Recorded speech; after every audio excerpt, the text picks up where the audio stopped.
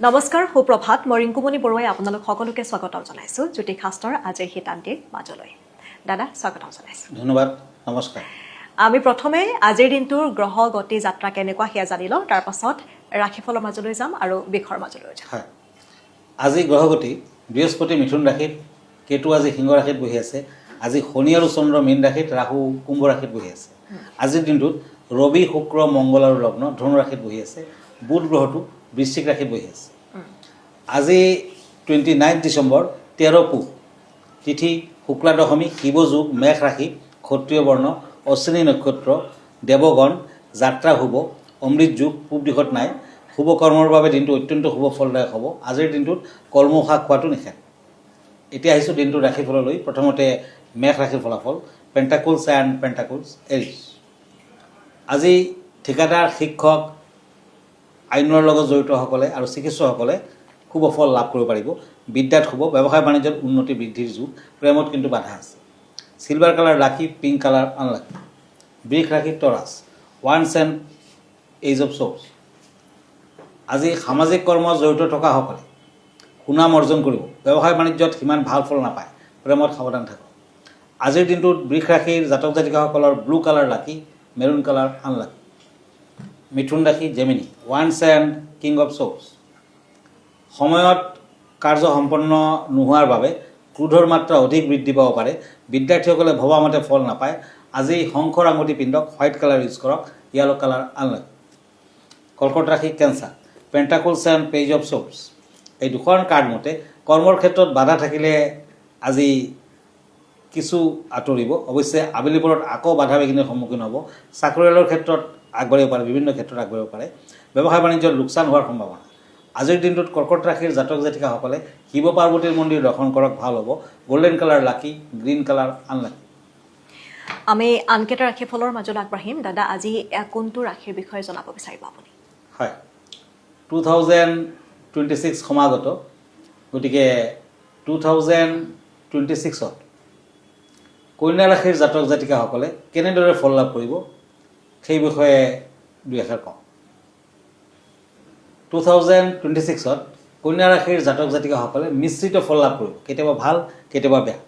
অৱশ্যে বছৰটো আপোনাৰ বাবে আল্টিমেটলি অনুকূলত থাকিব আৰু দেহাৰ ফালেদি কিছু দুৰ্বলতা সামগ্ৰিকভাৱে বছৰটো লাভ হ'ব কিন্তু প্ৰত্যাহ্বান থাকিব দুটাৰে সংমিশ্ৰণ থাকিব আপোনাৰ যোনটো প্ৰফেশ্যনেল ষ্টেপ জীৱনত যদি আপুনি চিন্তাশীল হয় সাৱধান হয় তেতিয়া কিন্তু সফলতা লাভ কৰিব পাৰি প্ৰফেশ্যনেল লাইফত আপোনাৰ যথেষ্ট ভাল হ'ব আৰ্থিকভাৱে বছৰটো সহায়ক যেন লাগিছে তথাপি অৰ্থনৈতিক স্থিতিশীলত কৰিব হ'লে নিজকে শক্তিশালী কৰিব লাগিব আৰু যান বাহন কিনাৰ পৰিকল্পনা যদি কৰিছে এই বছৰটোত কিন্তু আপোনাৰ ফেভাৰ থাকিব অনুকূল হ'ব কাৰণ কিছুমান গ্ৰহ বৃহস্পতি গ্ৰহ যেনে আপোনাৰ ফেভাৰত আছে গুৰু গ্ৰহটো আপোনাৰ ভাল গতিকে যান বাহনৰ ক্ষেত্ৰত শুভ হ'ব শিক্ষাৰ ক্ষেত্ৰত শিক্ষাৰ্থীসকলে চেষ্টা কৰিব লাগিব নিষ্ঠা থাকিলে কিছু শুভ ফল আশা কৰিব পাৰে বছৰটোৰ দ্বিতীয় অংশত প্ৰেমৰ সম্পৰ্কে অধিক অনুকূল হ'ব ছেকেণ্ড পাৰ্টটো ভাল হ'ব একেদৰে বিয়া বাৰু দাম্পত্য আদিৰ ক্ষেত্ৰত বছৰটোৰ শেষৰ ফালে শুভ ফল দেখা যায় এই বছৰটোত নৱেম্বৰ আৰু ডিচেম্বৰ মাহত আপোনাক অলপ সাৱধান হ'ব লাগিব দুৰ্বল মাহ হ'ব আপোনাৰ বাবে বিভিন্ন ধৰণৰ বাধা বিঘিনি অশান্তি আদি থাকিব কাৰণ মংগল গ্ৰহ আৰু ৰাহু তেতিয়া আপোনাৰ অশুভকাৰক হৈ থাকিব 26ত জীৱন শান্তিপূৰ্ণ থাকিব পাৰিবাৰিক জীৱন শুভ হ'ব সম্প্ৰীতি থাকিব স্বাস্থ্য পাতিৰ ক্ষেত্ৰত গোটেই বছৰটো বিভিন্ন ধৰণৰ সমস্যাৰ সন্মুখীন হ'ব পাৰে সাৱধান হ'ব লাগিব বিশেষকৈ খোৱা বোৱাত সাৱধান হ'ব লাগিব এক্সাৰচাইজ কৰিব লাগিব বাহিৰত খোৱা বোৱা বেছি নকৰিব আৰু প্ৰতিকাৰ হিচাপে আপুনি ক'লা ৰঙৰ গাই গৰুক গুড় লগাই ৰুটি খাব দিব গুড়টো হৈছে সূৰ্যৰ বস্তু ৰবিৰ বছৰ এই বছৰটো ৰবিৰ বছৰ 2026ৰ নাম্বাৰ হৈছে 1 ৰবি গ্ৰহ মানে সূৰ্যৰ বছৰ গতিকে গুড় আৰু ৰুটি মিঠা ৰুটি গাই গৰু খাবলৈ দিয়ক ক'লা গাই গৰু খাবলৈ দিয়ক আৰু পান্না জেট অনেক্স আদি আপোনাৰ বাবে লাকিষ্ট হ'ব পান্না পিন্ধিলে ভাল নতুবা আপুনি জেট পিন্ধিব পাৰে কম দামৰ ৰত্ন আপুনি অনেক্স পিন্ধিব পাৰে কম দামৰ ৰত্ন লিটিল ফিংগাৰত সোণ নতুবা ৰূপত বনাই পিন্ধক বুধবাৰ দিনটো পালন কৰক আপোনাৰ বাবে দেৱী হ'ব ত্ৰিপুৰেশ্বৰী দেৱ হ'ব গণেশ ধন্যবাদ জনাইছোঁ আমাৰ অনুষ্ঠানটো অব্যাহত থাকিব এইখিনিতে আমি লৈছোঁ এটি কণ্টেক্ট বাণিজ্যিক বিৰতি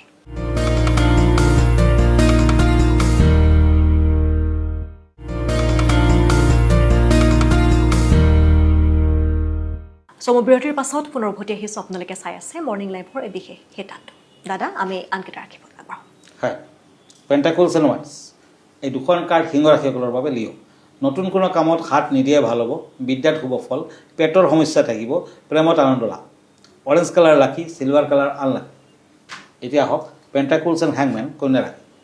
আজি পাৰিবাৰিক অশান্তি থাকিব কৰ্মত বাধা থাকিব চাকৰি বাকৰিৰ ক্ষেত্ৰত স্থান পৰিৱৰ্তন বিদ্যাৰ্থীসকলে নতুন সুযোগ সুবিধা লাভ কৰিব পাৰিব কন্যা ৰাশিৰ জাতক জাতিকাসকলে চৰাই চিকুটিক কিবা খাবলৈ দিয়ক ভাল হ'ব pink colour lucky blue colour unlucky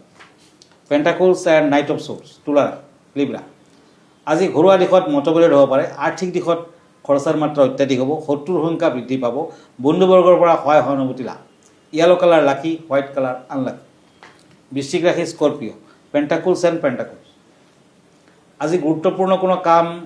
যদি পায় হাতত দায়িত্ব ল'ব পাৰে উৎসাহ বৃদ্ধি হ'ব যান বাহনৰ পৰা সতৰ্ক হওক প্ৰেমত শুভ ফল বিদ্যাত বাধা আছে আজি দান ধ্যান কৰক ভাল হ'ব ৰেড কালাৰ লাকি গল্ডেন কালাৰ আনলাকি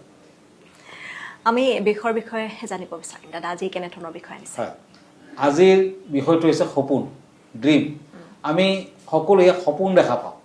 কিছুমান সপোন অৰ্থ হ'ল বেয়া কিছুমানৰ সপোনৰ অৰ্থ হ'ল খুব ভাল গতিকে আজি সপোনৰ বিষয়ে কওঁ কেতিয়াও কাকো নক'বলগীয়া সপোনসমূহ আধ্যাত্মিক অভিজ্ঞতাৰ সৈতে জড়িত সপোন যদি আপুনি সপোনত কোনো আধ্যাত্মিক অনুভৱ লাভ কৰা দেখে বা কোনো দেৱ দেৱীৰ দৰ্শন পায় তেন্তে এই ৰহস্য নিজৰ বুকুতে গোপন কৰি ৰখা উচিত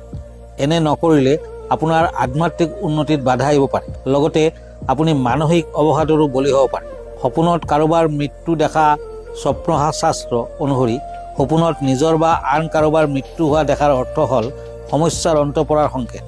কিন্তু যদি আপুনি এই সপোন আনক কৈ দিয়ে তেন্তে ই শুভৰ পৰা অশুভলৈ পৰিৱৰ্তিত হয় আৰু ইয়াৰ পৰিণাম পৰিয়ালে ভুগিবলগীয়া হ'ব পাৰে ধন সম্পত্তিৰ সৈতে জড়িত সপোন যদি আপুনি সপোনত ধন সম্পত্তি লাভ কৰা সম্পত্তি পোৱা বা নিজৰ পৰিয়ালৰ কোনো ধৰণৰ আৰ্থিক সমৃদ্ধি হোৱা দেখে তেন্তে ইয়াক শুভ সংকেত বুলি গণ্য কৰা হয় এনে সপোন আপুনি কাকো কোৱা উচিত নহয় কিয়নো এনে কৰিলে আৰ্থিক প্ৰগতি থমকি ৰ'বলৈ ধৰে সপোনবোৰ কোৱা অনুচিত কিয় স্বপ্নশাস্ত্ৰ অনুসৰি এই বিশেষ সপোনবোৰ আনক ক'লে সেইবোৰৰ প্ৰভাৱ ওলোটা হৈ পৰে আৰু শুভৰ পৰা অশুভলৈ সলনি হয় ইয়াৰ ফলত ব্যক্তিজনৰ লগত তেওঁৰ পৰিয়ালৰো লোকচান হ'ব পাৰে গতিকে যদি আপুনি এনে সপোন দেখে তেন্তে মৌনতা অৱলম্বন কৰাই ভাল নহ'লে ক্ষতি হ'ব পাৰে আমি সকলোৱে ভাবোঁ যে পুৱতি নিশা দেখা সপোন কেনেকুৱা হ'ব কি হ'ব বা নিশা দেখা সপোন আমি খুবেই এই ক্ষেত্ৰত আলোচনা বিলোচনা কৰোঁ যে আমি এনেকুৱা এটা ভয় লগা সপোন দেখিছিলোঁ যে সেইটোক লৈ আমাৰ দিনটোৰ বাবে